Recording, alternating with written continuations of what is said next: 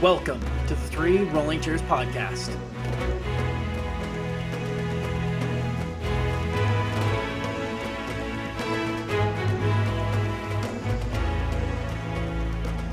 Welcome back to, nothing. This is a brand new episode that we've never done before to celebrate our 1,000 downloads. Thank you so much to the community. Thank you so much. We appreciate you so much. So we were going to do a little fun thing and just answer the community's questions, and we'll just hop right into it. For our very first question, what's your favorite sandwich? This is for all of us. Mason, what's your favorite sandwich? What are you thinking? Well, I mean, is it from a place? Just what in all, like, what's your favorite sandwich in just anywhere, anything? Honestly, I'm gonna be kind of lame, and I'm just gonna say a classic BLT. But if we're talking Yak. about like something from like example like Kneaders, I would say maybe like the turkey bacon avocado. Turkey bacon avocado is goated, absolutely goated. I agree. That's not my favorite. Mason, what'd you say? Caden said turkey bacon avocado or BLT. What's yours? I'll just say from Subway. Do the oven Subway. roasted turkey on Italian herb and cheese with jalapenos, lettuce, banana peppers, vinegar, mustard, and pepper. Ooh, dude, that sounds so good. Dude, Good. Subway, Subway's goated, honestly. A lot of people Subway. like It's Firehouse good. subs. Subway, the way to go. On God. For me personally, it's a very big toss up because there's certain sandwiches I'm in the mood for, right? Because I'm like one of the least picky eaters there is on earth. I'll eat whatever to an extent, to a point. I would say warm sandwich. I'm thinking, probably just like salami, cheese, stuff like that, just like a warm sandwich. And then if I'm thinking like a cold sandwich, damn, it's kind of hard because I have so many like favorites. I'm just gonna say like just like a classic sandwich, just like a deli meat, lettuce, stuff like that, tomato. It's just kind of like a basic. Would we all agree? It's a pretty good pick right there. Sure. Yeah, yeah. And then for our second question, how do you prep, Landon, and how long does it take? Oh, that's a loaded question. Um, I was Oh, go gonna ahead. say I'm gonna add to this question, Mason. When it comes to anything to do with Warren or the podcast, is there anything that you do to prep? I mean, I think that's a question someone asked, so we can either wait to answer that because I think that is a question someone did ask. Yeah, the next question Oh, is that. So okay, so so keep that in mind. Caden, love that enthusiasm. okay, Love that okay. Sorry, enthusiasm. I'm sorry. Um, for prepping, I basically prep as much as I possibly can throughout the weeks leading up to it because we record once a month because we record them in blocks, right? So I need to get 4 episodes worth of content. Um, so basically, I'm listening to music for the podcast on Epidemic Sounds pretty much all day at work just to see what I want to use, and I'll write down because if I'm like, oh, this scene would be cool with this song, I'll write down the scene and then I'll write down the song. Um, and then for like actual content wise, I mean, I usually will prep every day for at least an hour, and then sometimes on the weekend I'll prep like for I don't even know, like as much as I can. Honestly, I'll stay up until like 4 a.m. sometimes just writing because like I'm a type of person that is like I I love to be up at night. I don't know why. I enjoy being up in the wee hours of the night. That's when I have the most. I wouldn't call it fun, but it's just when I do stuff. I don't know why, but usually I'll write for a couple hours on the weekend, and then it kind of depends on what episode. Let me tell the audience this. It irritates the fuck out of me when Landon's like, "Oh yeah, I'm prepping for the podcast," and I'm like, "But Landon, I want to spend time with you." Yeah, they'll text me. They'll be like, "Hey, you guys, who wants to play whatever?" Like right now, we're really into like DayZ. Oh, no, stop! No, we have to Don't out expose ourselves. us. And actually, Mason and I right now are into Arc Raiders. Hell yeah! But yeah, they'll text me. They'll be like, "Hey, do you want to hop on?" I'm like, "Oh no, guys, I gotta write." They're like, "No, you can go." I'm like, "Guys, we record in 3 days. Like, I have to write." They're like, "Nah, I don't know for Mason, so I'm not going to speak on his behalf, but I am way guilty of this. Yeah, Mason not so I wouldn't much. say it irritates me, but it irritates me that Landon just doesn't take any time. He's like, yeah, I'm starting up a new business. Yeah, I'm working till fucking 1 a.m. Yeah, I'm going to be writing. Oh, And then he hey, comes Mason, to me and complains actually, about his mental health. Shut up, dude. You don't get to complain that you're sad or I'm that. gonna complain You that I'm fucking sad. brought that on yourself. Also, So Mason, that's what upsets me. I'm just like, shut up. No one cares. Mason, me and Landon were actually talking about starting up an actual business for side stuff. And Landon, do you remember what it was exactly? But I remember like we were like actually thinking about it. It was like Yeah, it was like welding and stuff like that. yeah. Because that's what I do to my day to day. Is I'm a welder and laser operator. So, Yeah. I mean, there's a lot of downtime, and that's why I have a lot of time to listen to music because that's all I do all day. And then yeah, like Mason said, I wouldn't say like I'm a workaholic, but I love to get stuff done. So I'm constantly trying to do something with either the podcast or Yeah, a project. and then you complain with no time. And then I complain, Don't have yeah. time. Yeah, because you fucking overload yourself. That's why. And while we're actually talking about overloading just one person, one thing that I was very adamant about, and everyone was like, "Oh, we don't need that many in the backlog," was Oh yeah. when we first were starting the podcast. I was like, "Guys, we should have a backlog of at least 5 episodes." So Oh yeah. we're just boom, boom, boom, ready. And I was like very adamant. I was like, you know what? I think we should release the first 3 very first day. And everyone was like, no, it's not realistic. And then Landon was like, we're releasing this day. And it was like, nobody knows we're even doing this. Why are we even setting an actual date? Like, we should have just been way, way prepared for it. Hey, and season two still got time to grow, everyone.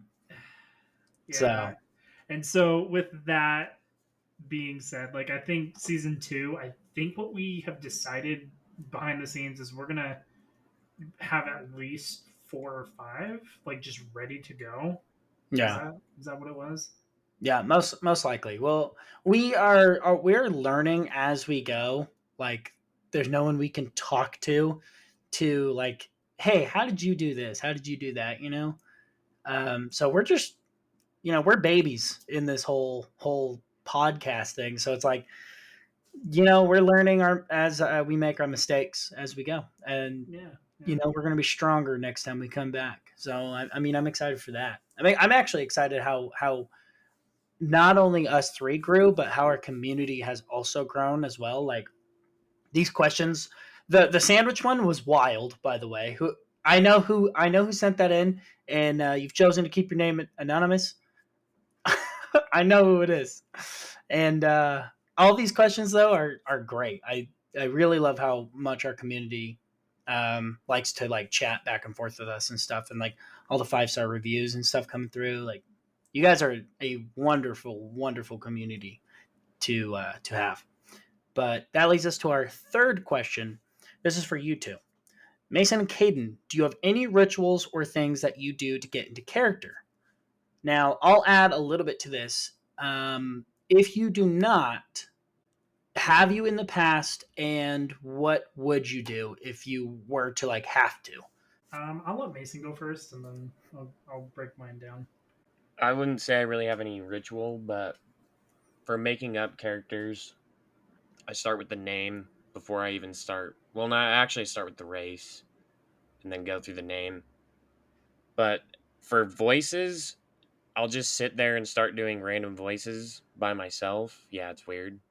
Oh no, I But do that I'd constantly. try to pick up a voice that would fit the character. So that's how I came up with Warren's. I kind of really just did my own voice, but deepened it a little bit more and Yeah. changed it a little bit more. Just because, we're first starting, so I testing the waters. But I wouldn't really say before we record I like do anything specific to get into character.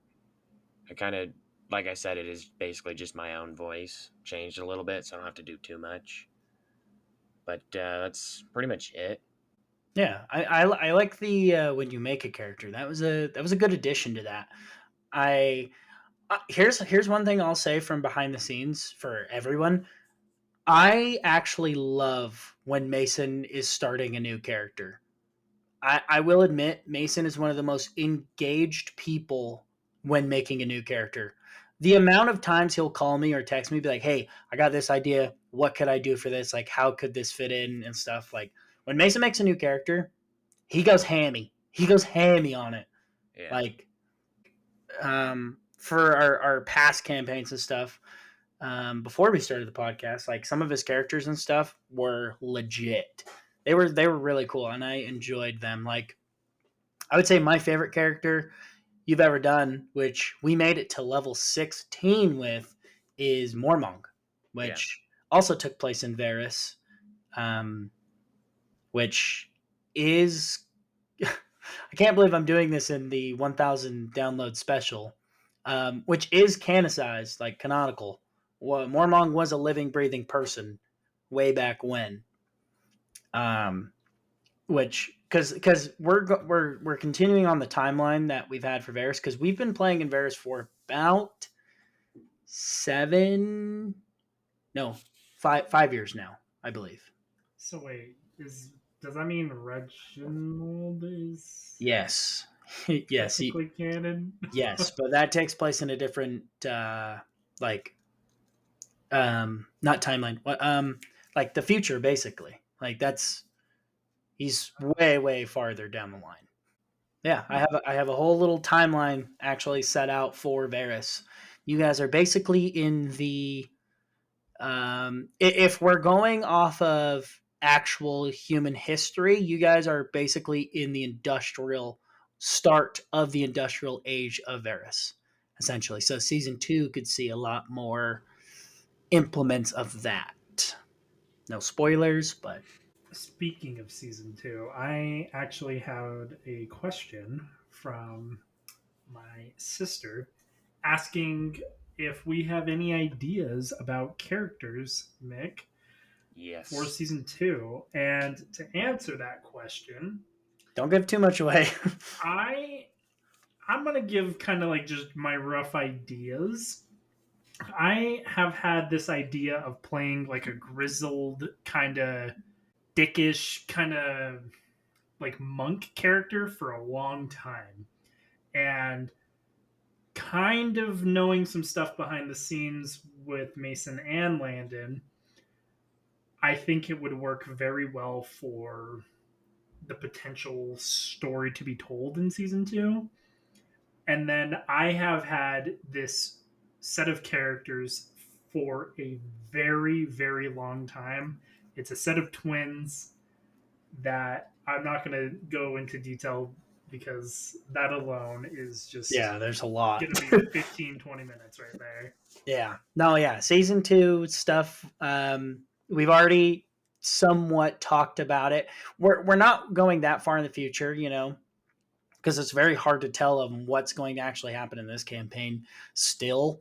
So it's like because if Warren and Wretch fell, it's kind of like, well, shit. What are we gonna do? But we have begun already discussing what's to come for T3R behind the scenes. So yes, it's a long time. We probably shouldn't even be talking about it, but we have a lot more planned in the future. But to the question, Caden, do you have any rituals or anything you do to get into character? I actually hear some.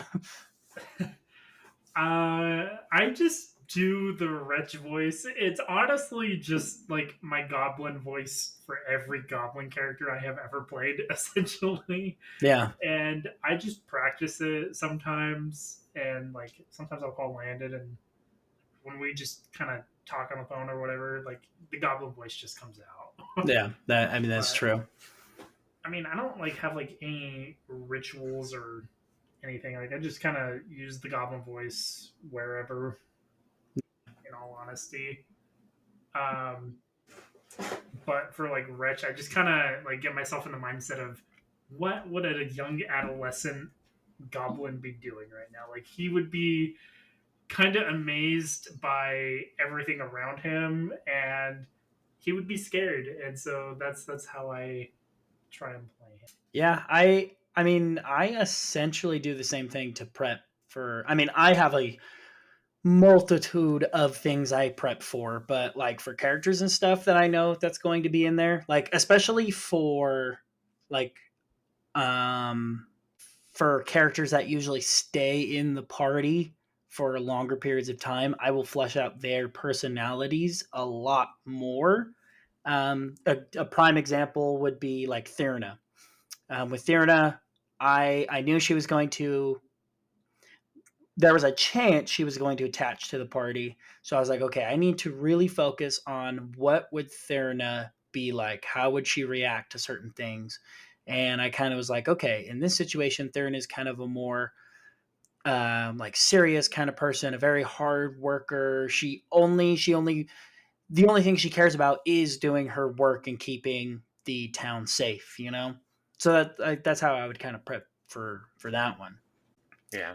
But for question 4, how often does the DM have to improvise the storyline with how Warren and Wretch choose what to do in situations?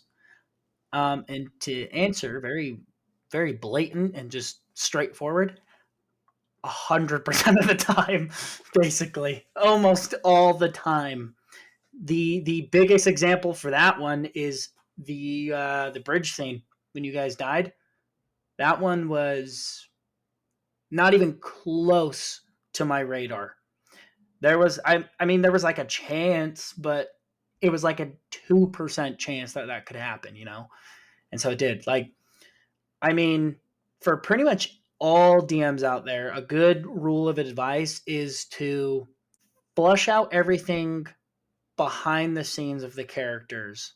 And then when it comes to your actual session planning, do a rough outline and flush out things that are not subject to change, like history and character personalities and stuff like that. And other than that, I would say keep a very rough outline block of things. Like even I wouldn't say creatures as much, but like humanoid enemies.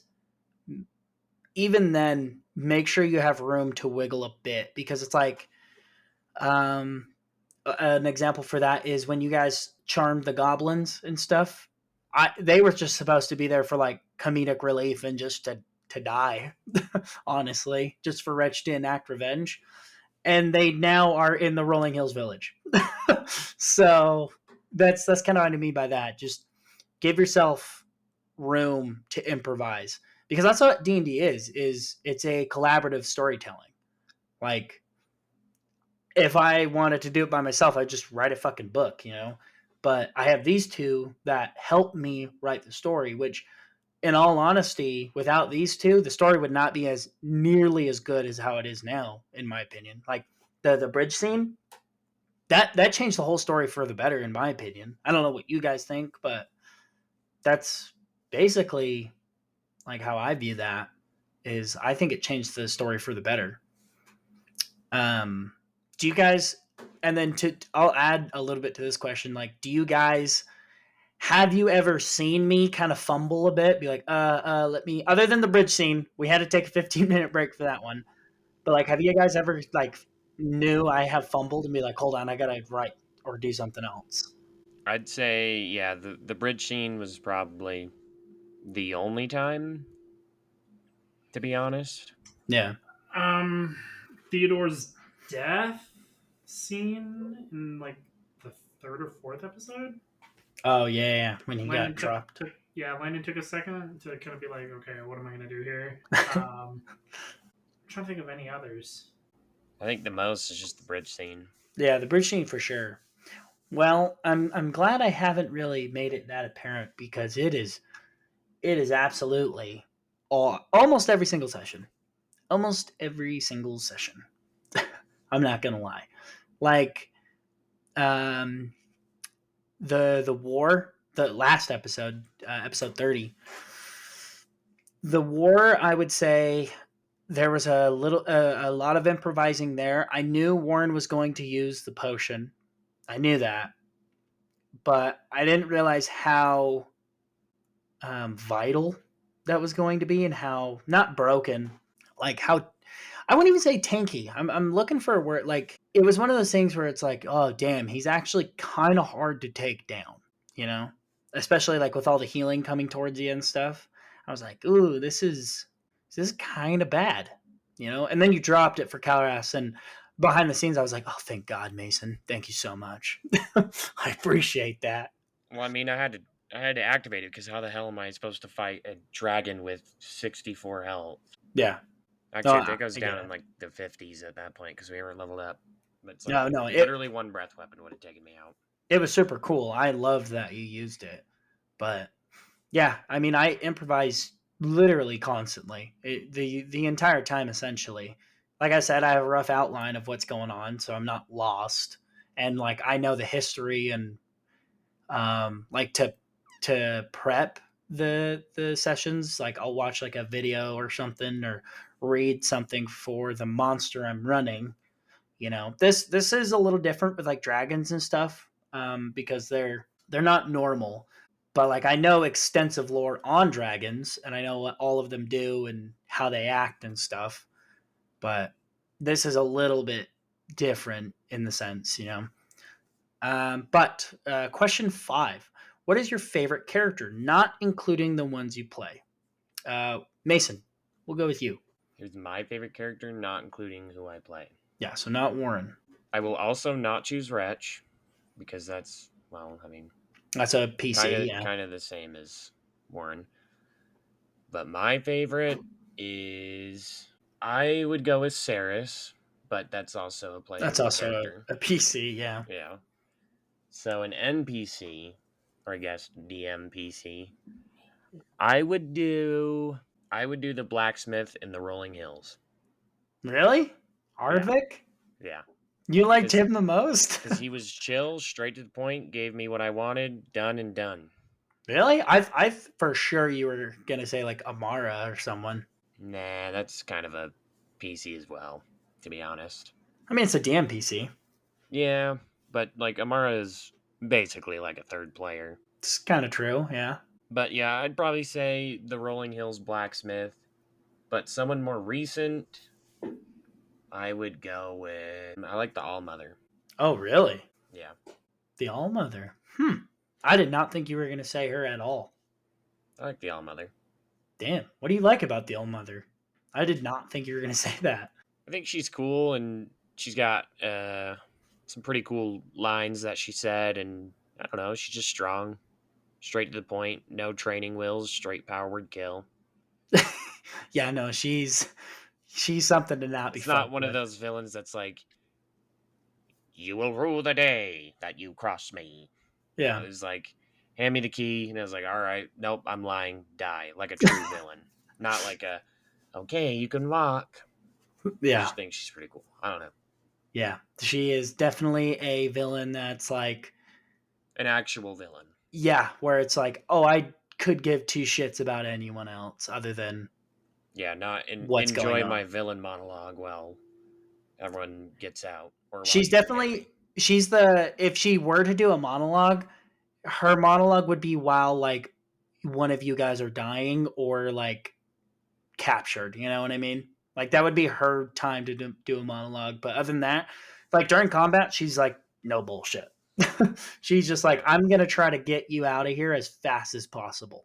But Caden, what is your favorite DMPC other than like the party and stuff? Okay. I cannot remember his actual name, but I will say one of his lines, and it was the "Yes, yes, you will defeat them." From the Oh, Coliseum. the Tabaxi. Yeah. Oh, why am I spacing on his name? the guy in the gladiator ring thing. Dude, I made him. I can't even remember his name right now for Yes, some you reason. will defeat them. Yes, Yeah. I love the name of Umrooks or whatever the fuck, Bane or whatever her name was. I also like all the Koatoa. Oh yeah, the Kuatoa, our priest, our little follower. He is probably my favorite character outside of the Tabaxi. Yeah, I love him. I will, guys. This is some behind the scenes shit. I will call Landon, and sometimes I'll just say, "You fool!" You're and fools. that's all I say, and then I just hang up on him. Yeah, no, that is It's gotta actually get fucking true. annoying. I don't do it often. Yeah, it's not like every day, but I'd block Caden's number. Yeah, I'm blocking Caden right now, actually. Alright. See you, Caden. Here, to add to the question, All Caden, right. who's your least favorite? Oh. It's fuck. Sigvin, by the way. His name was Sigvin. Yeah, I liked that Tabaxi. He was my favorite. I Outside of like our him too. little He was Kuatoa fair guy. and he was honest. Yeah. We made him a fuck ton of money. Oh, he is Oh yeah. behind the scenes. Since you guys are not gonna see him ever again, he's living lavishly. He's made it out of the Romar border. Oh, Smuggler's Cove. He's made it out. He's gone. He Hell made it yeah, out of the hood good with for that him. one. Yeah, he did. Yeah, he's making out of the hood with this one. Least favorite character? Oh god. There's got to be a lot. Warren hates a lot of people. This is easy. Shit. Okay, so we record in blocks, so I'm not gonna spoil, but he is like the one in charge of like a regiment where we currently are. Yeah. This guy does not listen to us Oh whatsoever. yeah, he's pretty annoying. Mason, what's your least favorite character that you've ever encountered? I'd say something related to Caden. You'll know when it happens. But as someone who's happened now, I really hated Snoss. I really hated Snoss. I It's started so to like him towards funny. the end, but You know, like, don't even rest in peace. Goodbye. Landon. Goodbye. I was thinking about it today. Snoz is literally just the halfling from Smiling Friends. Yeah, but I mean, yeah, basically. But no, Snoss was like a good meaning guy. Like, Warren hated him because he was just too positive all the time. And Snoss hated Warren for no reason. Being rude. That's why. He didn't hate you, yeah. though. Yeah, well, I hate him. Yeah, well, He's now in the gone. ground where he deserves. He's not even in the ground. He was fully eaten by like some predator in the Underdark. Oh, All right, nice. no. Yeah. You know what? I bet you he was eaten by like the spiders that grabbed you guys because he wasn't able to be resurrected. So All right. yeah, Snoss is just gone, just Actually, in the wind. quick question for the DM: Could Wretch or Warren have made a deal with Kelebor to revive Snoz, or was he just dead? No, and later in the campaign, you'll kind of see why. There's an actual reason to that, not just me being like, nah, you can't bring someone back. There's an actual reason for it. I do feel bad for his family, though. Oh yeah, they just don't know what happened to him. Yeah. He went out for milk and never came back. You know what sucks is I flushed his family out because you guys were supposed to go up and like meet his family and like talk to them and stuff. And you guys were like, no, we'll wait here. And I'm like, all right, there goes about 12, 15 minutes of content.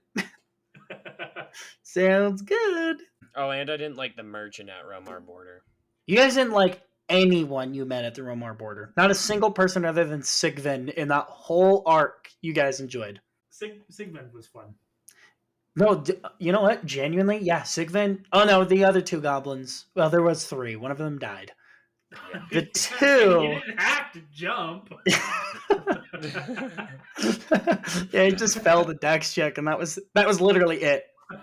Like he failed one dice roll, and I was like, well, he falls. And I was like, he's not gonna be able to get out of the water because he can't climb up. So I was like, man, I guess I he's guess gone. those- Swim. I guess those goblins would have been my favorite. I forgot about them. Yeah, from high school. Yeah, they're my favorite. Can we Yeah. not bring that back, please? Oh, every time someone gets charmed, it's gonna be something like that. But yeah, the only people you liked in the whole Romar border arc was Sigvin and the two goblins. That was it. Everyone else you hated. Yeah. I mean, to be fair, I think I did a pretty good job because the Romar border is supposed to be like a kind of a thing that you have to do unless you can sail around it, which is bad. Like it's hard to do.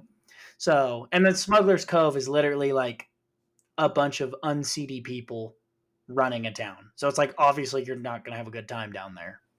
Yeah. So, and then for our final question of the day, we're just going to make this a little nice, sweet, small episode to send off on its way. Do you, any of you, use physical dice or just online dice? We record this remotely, so we are using the online dice. I mean, you guys have customized your dice on D&D Beyond, so you know it's like their own. I was gonna say, like, there's enough trust between the three of us where, like, we genuinely could use physical dice. But I think it's easy because it just adds, like, especially on D&D Beyond, it just automatically adds any pluses Yeah. to the dice. Like, it's super easy, and I'm a little lazy. I'm not gonna lie. Yeah. And it's been pointed out to us before, we have fucked up a math equation while recording. So, you know, like sometimes Yep. God damn it. Math will just kind of slip like through our, like we'll be off by like one or two numbers just every so often because we're just moving so fast. I mean, I have a calculator at all times because I'm doing every single time there is a hit in this podcast, I am subtracting, adding, doing whatever. Every time you hear a number rolled, I'm doing something with that number. So I usually have a calculator on hand. I will also use online dice because, like I said, I can roll multiple d20s at once and stuff like that. Now, I do have a shitload of physical dice. I have a lot. I have a bunch of metal dice that are really cool, and then I have a whole baggie of what? It's not even a baggie, bro. That's a sack. It's a burlap sack. Yeah. I have easily over 1,000 pairs. I guarantee I have. Okay, maybe not 1,000, but I guarantee at the very, very least, I have at least 200 pairs of dice. Because I just buy them in bulk because you always need dice. And I'm a dice goblin for sure. I love cool dice. Like if I was a player, I would have 2 or 3 specialized dice for my character that would match it. Like if I was a ranger, I'd do green. And like if I was like a warlock, I'd have like a purple metal set or something like that. But you, Mason, you had physical dice for Mormong that were like red, like black and red, like dragon dice. Yeah. Those are so sick. I think oh no, you have them, but I have one of your pairs here that are sitting in that tin that I keep all the metal dice in. I don't even know what pair, but yeah, I think I have all my pairs. You might have the black and red dragon one because I haven't seen it. I do. Yeah, I think that's the one I might have. I think I have the blue and silver one you have, or the white and silver. I have that here. Oh, you do? Oh. Yeah. So yeah, then it is the black and red dragon dice that I have. But, you know, one day we're hoping to do physical dice. So if we could do that, that'd be sick. I have the amount worthy of that. But that was all the questions we can cover for today. Thank you so much for everyone that did send in questions and the questions that we did not get to. You know, maybe at a different date. Maybe at a different date we will. This is not the last you will hear of this. So we really appreciate all of your questions that have been sent in, and even by like word of mouth, like just people that like will talk to me about questions, people that will DM us, any way you contacted us. We appreciate you very, very much. But Mason, do you have anything to say about our community? Well, I think everyone that is indulged in the community is very lovely people. Thanks for how many followers we have on Instagram? It's like 300 and something. I think we're almost a 4. Well, thank you all for that. Even if some of you aren't listening, that is okay. We appreciate every follower on everything. Thank you very much. I love y'all. Caden, how much do you love our community? I love you guys a lot. I really do appreciate all the feedback that I personally hear. You know, like I have a couple people from work. I have a couple people like my siblings, my partner. They all have a lot to say when it comes to, you know, the podcast, and they show their love to me, and I am very appreciative of them along with the rest of the community. And so thank you guys for always listening, and, you know, for those that have stayed tuned to Behind the Dice, I know they're not always the funnest episodes, but sometimes it's just fun to sit and chat with Mason and Landon. Yeah, True. yeah. Behind the Dice. This is basically like a Behind the Dice. This is kind of what happens on Behind the Dice. Yeah, essentially. Yeah.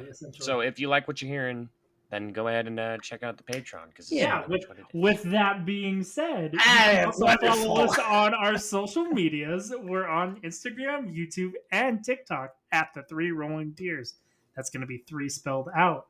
You guys can also follow us on our Patreon at the same tag. So thank you guys again for giving us the support to keep on this journey. And Mason, do we have any special announcements for this special? No special announcement. What? Announcement. Announcement. 3, 2. No, that stays. No. We did that to Kaden. Now it's your turn. All right. No! At least remove my countdown.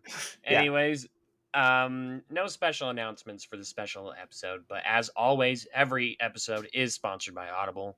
Right now, you can try Audible for free for 30 days and discover thousands of audiobooks, podcasts, and exclusive originals. Just use the link in our description to start your free trial. And as always, Dubby is a sponsor. You can go to dubby.gg and use the code T3RPOD at checkout for 10% off your entire purchase. That's all caps with the number 3. I believe it's 30% off. Oh, yes, because this is For coming out in November. November. Yes, actually, it is 30% off. Just for November, though. So get it now while it's still here. Get it now. I already got 2 more tubs from Dubby because they're actually really, really good. We have new episodes that drop every Friday, so mark your calendars, grab your dice, and we'll meet back in Varys for the next adventure. Thank you very much. We're just celebrating our 1,000 downloads, even though we're actually over 1,000 downloads at the time of this recording. So we are growing at a very fast pace, and we are actually kind of dumbfounded of how much we're growing, and like just seeing like the feedback and stuff. Like, I know I've already said it like multiple times in this episode, but hey, it's a celebration of 1,000 downloads. 1,000 downloads from you guys. Like that really makes me personally honestly ecstatic, and you guys are the reason why I do this and write for probably 20 hours a week, because every single one of you downloading, listening, commenting, anything you guys do, even a single click, I am actually thankful for. So thank you, everybody. Remember, have a good week and don't stop rolling. Bye. Say castle. Cathel. Castle. Bye.